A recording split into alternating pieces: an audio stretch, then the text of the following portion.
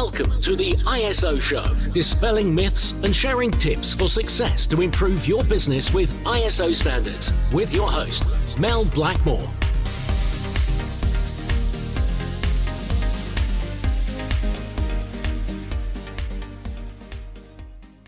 Hi and welcome to the ISO Show. So glad you've joined us today.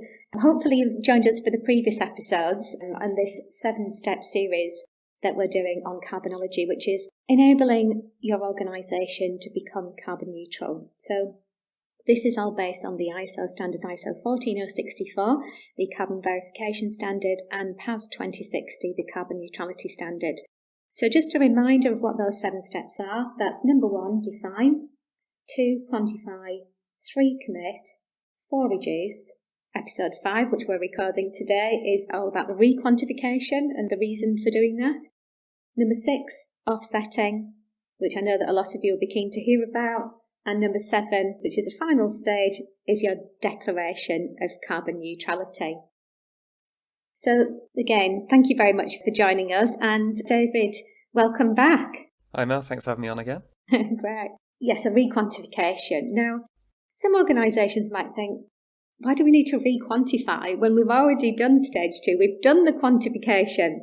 But if you've done what you have set out to do, which is making that commitment of reducing your carbon emissions, and you've actually implemented your carbon reduction plan, in theory, you should have reduced your carbon emissions. Now, obviously, we need to take into consideration different timescales.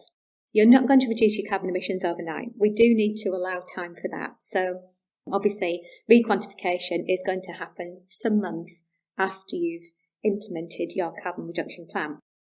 So just kind of, putting this into context, you've actually defined your boundaries, you've quantified your emissions, you've created and implemented the carbon footprint management plan, and you've communicated your reduction initiatives to staff, and you're actually starting to see some results, which is fantastic.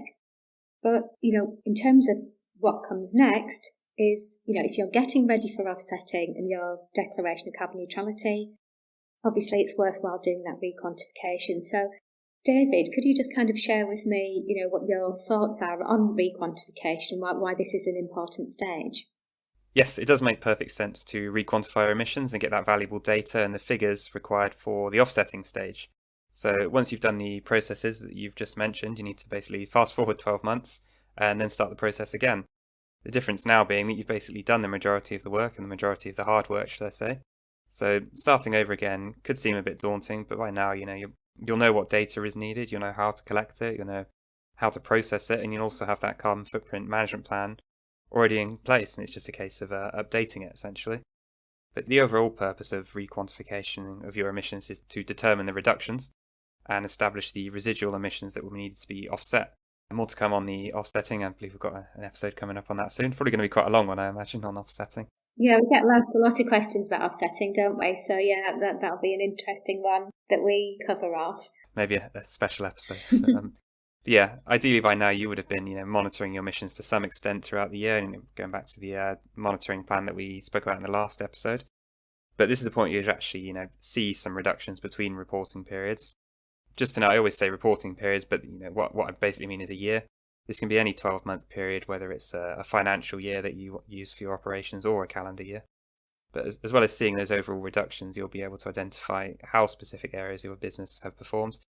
This can then be used to update your carbon footprint management plan appropriately, if certain things worked and certain things didn't work so well for specific areas of your business. This is an opportunity for an organisation to say, hey, we said that we were going to reduce our carbon emissions. We made a pledge. We made that commitment, both internally and externally. And this is what we've done. Okay, we're not just paying lip service to an environmental policy, which many organisations do, or sustainability. We're putting our money where our mouth is. These are the results. This is what we've achieved. And I think that, I'm sure, will help to increase morale and communication within an organisation. And it's only going to help an organisation's public image as well, that they're being completely transparent on what they set out to do and what they've achieved. And, I think we have to remember, though, that no business is perfect. You might not hit those targets, that you expected. You might be under those slightly, but at least you're moving the needle in the right direction. You know where you're heading. You've set your compass, you're moving in that direction. And even if they're just slight adjustments, at least they're adjustments that are making a positive impact on the environment and on your company's image as well. So, yeah, I think, it might be worthwhile just kind of mentioning, don't be disheartened if you're not quite hitting those targets. But you are moving in the right direction. That's exactly where you want to be heading.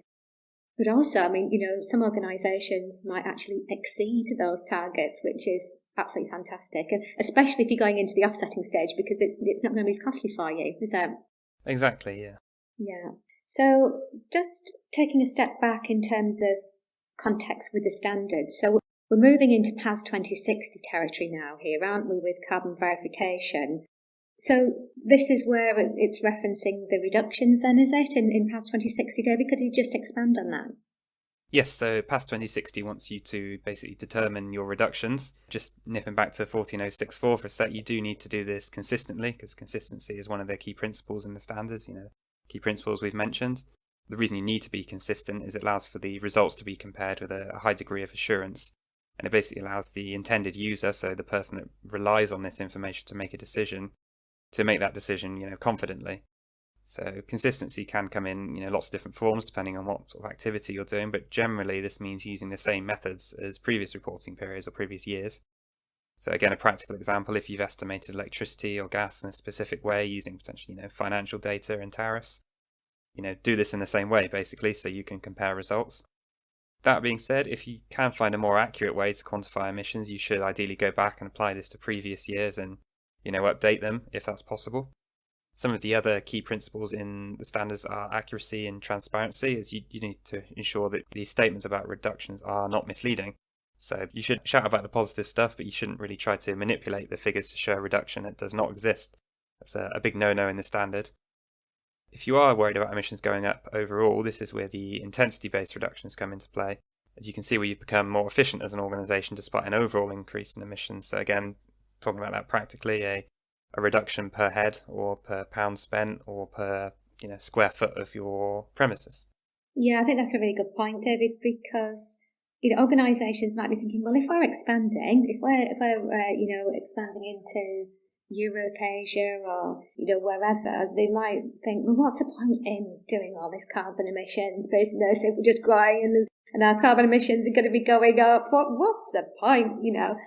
But there is a point, isn't there? Because it's all relative to your activities, and that doesn't actually make any difference. It's about how efficient you are and how you apply that carbon reduction plan across the organisation to get the overall results. So, yeah, people shouldn't be put off by growth. Businesses are obviously there to make money.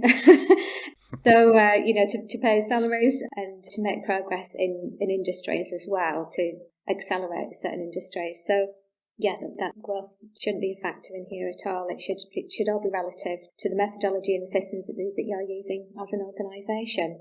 Okay, so just to wrap up then, David, in terms of the key outcomes and deliverables then for this re-quantification stage, how would you kind of sum that up?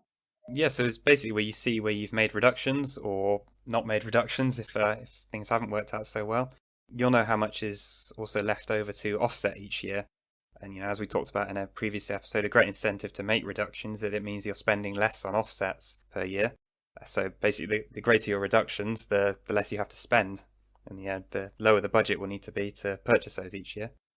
And this helps you budget long term. So if you're spending X amount per year on offsets, you'll be able to budget for slightly less the next year if you're making those reductions as part of your carbon footprint management plan, which is quite good for long-term planning when it comes to the finance. Okay, great. Thanks very much for taking us through the re-quantification stage in carbonology, David. And I think it might be worth mentioning at this point that you've actually created a checklist on getting started with carbon neutrality, haven't you? So that's a really great resource for any organisation that's looking at embarking on a journey of carbon neutrality as part of your sustainability strategy. So in order to be able to get that, you'll actually be able to get access to that via the website. So if you go to blackmoresuk.com, you'll be able to download that. And also you'll be able to see more information on this episode, plus all the previous episodes that we've done in this series on how to be carbon neutral, and over in the ISO show notes as well, which you'll find obviously at the same website, but also available via your media players. And whilst you're there, we'd love for you to leave a shiny 5-star review for us. We would really appreciate that, because that will mean that we can actually share more insights, more stories about ISO standards globally. So yeah, we would absolutely love for you to be able to leave us with a nice shiny 5-star review. We would really appreciate that. So thanks very much for joining me once again, David, and I look forward to catching up with you on the next episode, where we're going to be looking at a hot topic that we get asked about an awful lot, which is all about offsetting. So yeah, look forward to catching up with you again then. Thanks, Mel. Yeah, looking forward to the next one. Great. Look forward to catching up with everybody on the next episode of the ISO show.